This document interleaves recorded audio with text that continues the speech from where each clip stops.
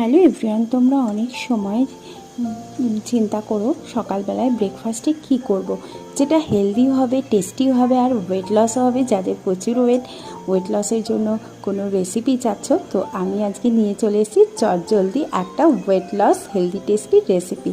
তো দেখো, আমি এখানে অনেক সবজি নিয়েছি, কুমড়ো, গাজর, বিনস, একটা কাঁচা লঙ্কা, একটু পেঁয়াজ দিয়ে দিয়েছি, সামান্য একটু তেল দিয়ে আমি এগুলোকে জাস্ট ফ্রাই করে নিয়েছি। যেহেতু সবজিগুলো খুব ছোট ছোট কাটা, বেশিক্ষণ লাগবে না। আর এখন এক বাটি দিয়ে দিয়েছি ওটস।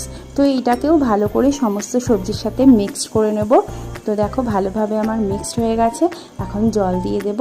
তো যতটা পরিমাণ তুমি জল দেবে বুঝতেই পারবে, যাতে সবজিগুলো ভালোভাবে সিদ্ধ হয়ে যায়। একটু হলুদ দেব, একটু লবণ দেব। তোমরা কিন্তু এর সাথে জিরে, ধনের গুঁড়োও দিতে পারো, বাট আমি কিছু দিইনি।